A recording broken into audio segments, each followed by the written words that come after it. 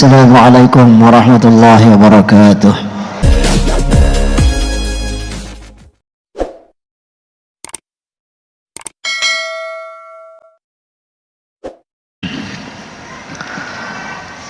Alhamdulillah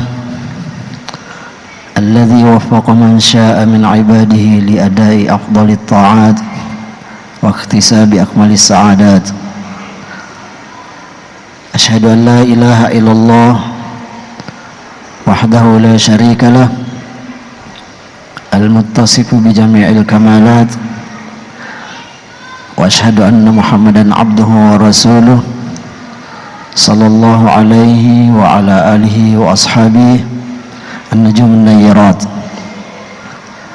Amma ba'du fa ya ibadallah usikum wa iyaya bitaqwallah faqad fazal muttaqun. Qala ta'ala fi kitabil karim wa huwa asdaqul qailin. A'udzu billahi minasy syaithanir rajim. Bismillahirrahmanirrahim. Ya ayyuhalladzina amanu taqullaha haqqa tuqatih wa la tamutunna illa wa antum muslimun. Sadaqallahul azim. وبلغ رسوله النبي الكريم ونحن على ذلك من الشاهدين والشاكرين والحمد لله رب العالمين.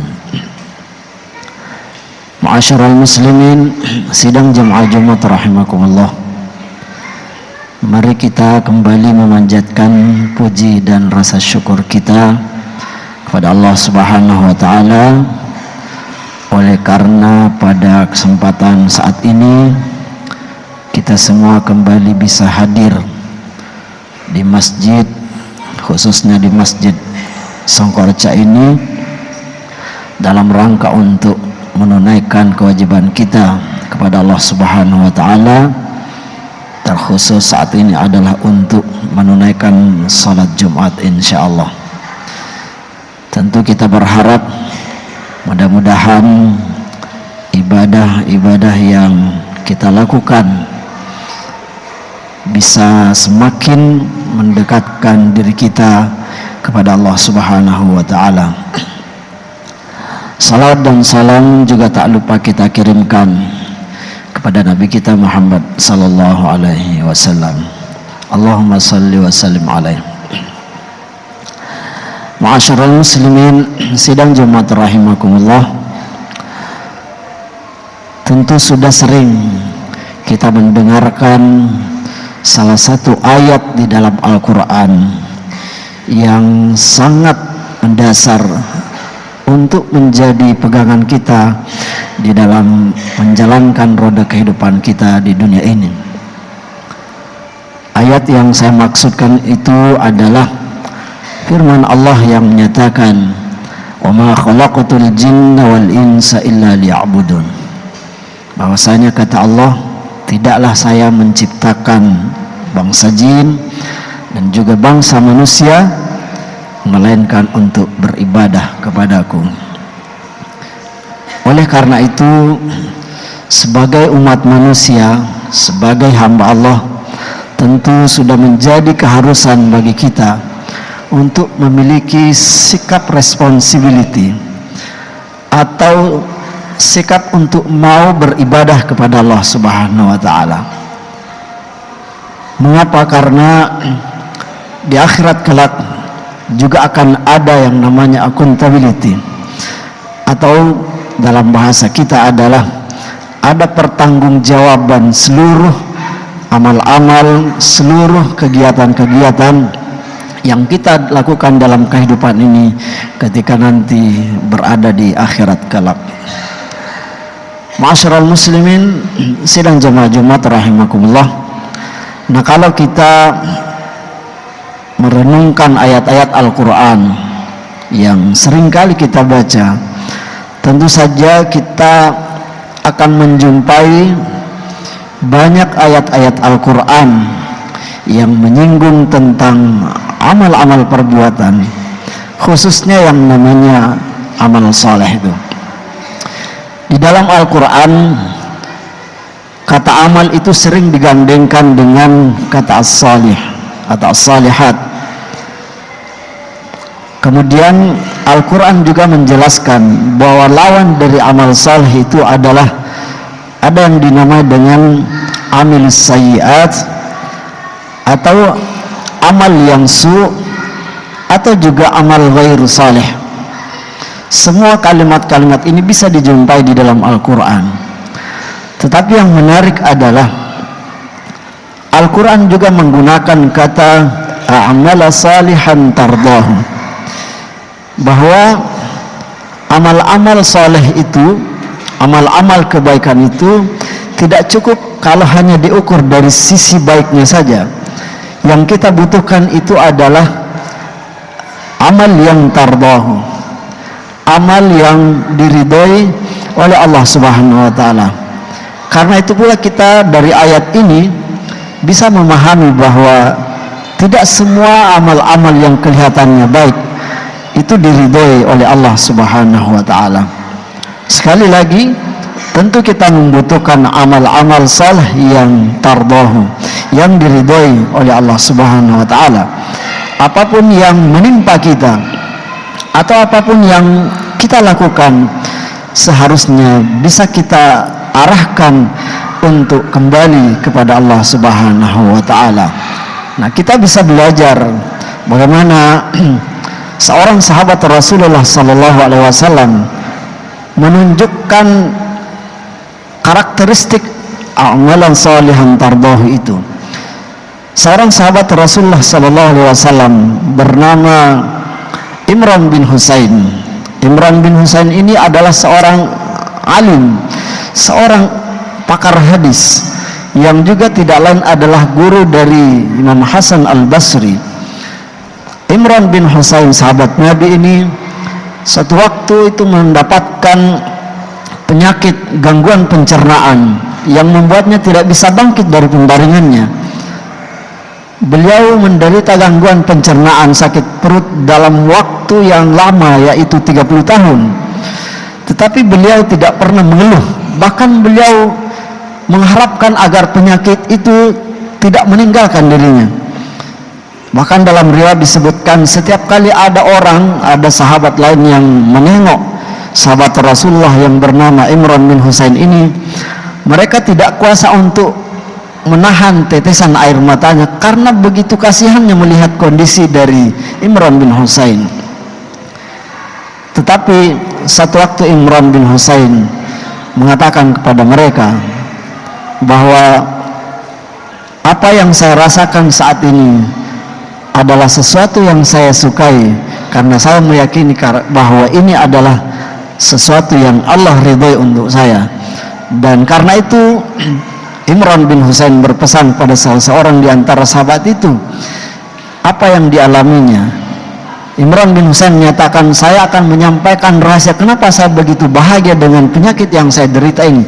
Tapi apa yang saya rasakan, apa yang akan saya sampaikan ini, jangan kamu ceritakan selain kecuali kalau saya sudah mati. Apa yang disampaikan oleh Imran bin Husain? Imran bin Husain menyatakan, saya dalam kondisi seperti ini, itu setiap hari didatangi malaikat, kemudian disalami oleh malaikat. Ini sesuatu yang luar biasa. Hadirin sidang jamaah Jumat rahimakumullah, sikap yang ditunjukkan oleh Imran bin Husain tentu menjadi gambaran bagaimana amal salihan tardahu. Imran bin Husain tentu saja termasuk dalam orang-orang yang bisa dikategorikan dalam ayat radhiyallahu anhum wa radu'an. Allah ridha kepada mereka dan mereka ridha terhadap apa yang Allah timpakan kepada mereka. Ma'asyiral muslimin, sidang jemaah Jumat rahimakumullah, untuk bisa memperoleh atau melahirkan karakter-karakter yang bisa melakukan perbuatan-perbuatan baik yang diridhai, yang disukai oleh Allah Subhanahu wa taala, maka tentu saja kita bisa belajar dari madrasah Rasulullah sallallahu alaihi wasallam. Madrasah Rasulullah sallallahu alaihi wasallam itu mengajarkan kepada para sahabat-sahabatnya tentang yang namanya pengetahuan. Tetapi pada saat yang sama, jebolan-jebolan madrasah Rasulullah sallallahu alaihi wasallam itu justru yang kelihatan jelas itu adalah akhlak. perbuatan mereka, perilaku mereka di dalam kehidupan keseharian para sahabat-sahabat Rasulullah sallallahu alaihi wasallam. Kita tentu saja membutuhkan orang-orang yang memiliki karakter kuat, memiliki rasa tanggung jawab, memiliki rasa suka terhadap hal-hal yang bersifat positif, dan punya kecenderungan kuat untuk terus mendekatkan diri beribadah kepada Allah Subhanahu wa taala. Dan itulah yang dimiliki oleh sahabat Rasulullah sallallahu alaihi wasallam. Tetapi yang paling penting juga untuk kita garis bawahi bahwa ternyata dari hasil didikan Rasulullah sallallahu alaihi wasallam kita nanti bisa melihat di dalam sejarah bagaimana ketika Rasulullah sudah membangun sebuah sistem pemerintahan yang baru, yang sebelumnya berbentuk monarki, berbentuk eksklusif, karena berbentuk raja-raja yang kekuasaan itu sifatnya diwariskan kemudian oleh Rasulullah sallallahu alaihi wasallam. Itu dengan kos yang besar kemudian dirubah dengan sistem musyawarah yang kemudian melahirkan pemerintahan-pemerintahan yang kita kenal dengan istilah khalifah. Ada khalifah Abu Bakar, ada khalifah Umar bin Khattab, ada khalifah Utsman bin Affan, ada khalifah Ali bin Abi Thalib, dan khalifah-khalifah selanjutnya. Apa yang bisa kita ambil dari kepemimpinan para sahabat Rasulullah sallallahu alaihi wasallam itu? Kita membaca sejarah bahwa para pemimpin-pemimpin umat Islam, khalifah yang 4 khususnya, dan 3 diantaranya itu jelas-jelas mereka mati dalam keadaan yang sangat mengenaskan, karena mereka dibunuh yang disebabkan oleh tafsir politik yang juga sebetulnya lahir dari pemikiran-pemikiran atau pendidikan-pendidikan yang tidak dilandasi dengan kekuatan akhlak, kekuatan moral. Karena itu kita membaca bagaimana misalnya Umar bin Khattab yang mati dibunuh oleh seorang non-muslim, tetapi ketika Umar bin Khattab merasakan tusukan di badannya, pertanyaan Umar bin Khattab adalah, siapa yang telah menusuk saya? Ketika Umar bin Khattab mengetahui bahwa yang menusuknya adalah Abu Lu'lu'ah, bukan seorang muslim, maka karena akhlak dari Umar bin Khattab, dia merasa bersyukur karena yang mau membunuhnya itu adalah bukan seorang muslim. Begitu juga dengan apa yang dialami oleh Khalifah Ali bin Abi Thalib.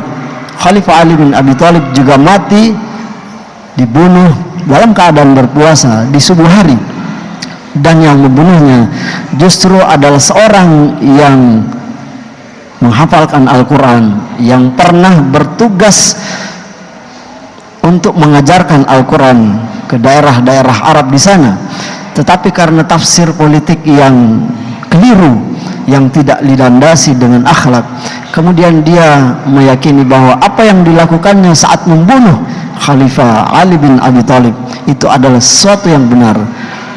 Dia memegang prinsip la hukma illallah, la li nafsika wa la li ashabik. Tidak ada hukum kecuali Allah, bukan untuk kamu dan juga bukan untuk sahabat-sahabatmu. Itulah prinsip yang dianut oleh Ibnu Muljam saat membunuh Khalifah Ali bin Abi Thalib, menantu Rasulullah sallallahu alaihi wasallam. Hadirin sidang jemaah Jumat rahimakumullah. Ini semua menunjukkan bahwa pendidikan yang tidak bergandengan dengan akhlak, dengan moral, maka boleh jadi pendidikan itu akan mendatangkan madarat bukan hanya kepada dirinya tetapi juga kepada orang lain. Karena itu kita juga bisa menukil bagaimana Kiai Haji Hashim Asy'ari ketika mendidik murid-muridnya. Kiai Haji Hashim Asy'ari menghukum santri-santrinya, mentakzir santri-santrinya yang bukan karena kebodohannya, bukan karena ketidakpintarannya membaca kitab kuning, tetapi karena santri-santrinya ada yang enggan untuk bersungguh-sungguh melakukan ibadah kepada Allah Subhanahu wa taala. Mereka tidak memperdulikan dengan baik akhlak itu, sehingga Kiai Haji Hashim Asy'ari mentakzir mereka dalam bentuk yang kelihatannya hina, karena santri-santri itu disuruh untuk mencium bokong sapi, yang dalam cerita-cerita kaum santri dari sana mengatakan setiap kali ada santri yang ditakzir, mereka kemudian dikencingi oleh sapi itu. Tentu kita tidak ingin menggarisbawahi bentuk dari sanksi yang diberikan oleh Kiai Haji Hashim Asy'ari terhadap murid-muridnya itu. Tapi yang kita ingin garisbawahi adalah ketegasan dari seorang ulama kita ketika mengetahui ada santri-santrinya yang tidak bersungguh-sungguh beribadah kepada Allah Subhanahu wa taala dan juga tidak mengambil peduli terhadap moral, terhadap akhlak yang seharusnya menjadi prinsip fundamental bagi seorang yang merasa dirinya sebagai hamba Allah Subhanahu wa taala. Oleh karena itu, sidang jamaah Jumat rahimakumullah tentu menjadi tantangan bagi kita semua saat ini. Apakah kemudian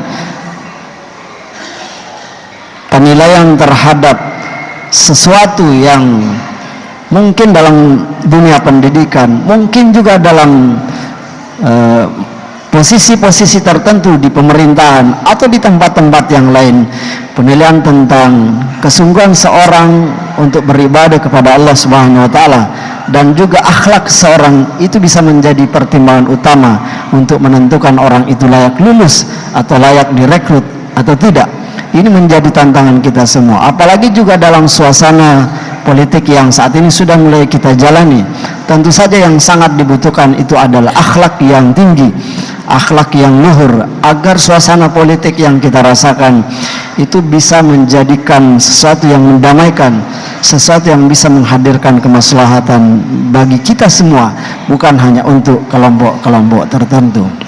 Ma'asyiral muslimin, sidang jamaah Jumat rahimakumullah, kita ingin kembali menggarisbawahi bahwa Allah Subhanahu wa taala dalam Al-Qur'an menegaskan bahwa ada perbuatan-perbuatan yang baik dalam pandangan manusia, tetapi boleh jadi perbuatan-perbuatan yang kelihatannya baik itu bukanlah sesuatu yang diridhoi oleh Allah Subhanahu wa taala. Oleh karena itu, kita berharap mudah-mudahan apa yang kita lakukan dalam kehidupan kita ini, khususnya yang berbentuk amal-amal saleh, itu tidak hanya sekedar terbatas pada amal-amal saleh saja, tetapi juga sekaligus bisa menjadi amal-amal saleh yang mendapat ridha dari Allah Subhanahu wa taala. Kita juga mendoakan para sahabat-sahabat Rasulullah SAW dalam pengorbanan mereka memperjuangkan agama ini, menghadirkan kehidupan politik yang baik yang bisa kita teladani, juga menjadi amal-amal soleh yang diridhoi oleh Allah Subhanahu wa taala. Barakallahu li wa lakum fil Qur'anil azim wa nafa'ana wa iyyakum bima fihi minal ayati wa dzikril hakim wa taqabbala minna minkum tilawatan innahu was-sami'ul alim. Qul qali hadza wastaghfir li dzambik innahu al-ghafurur rahim.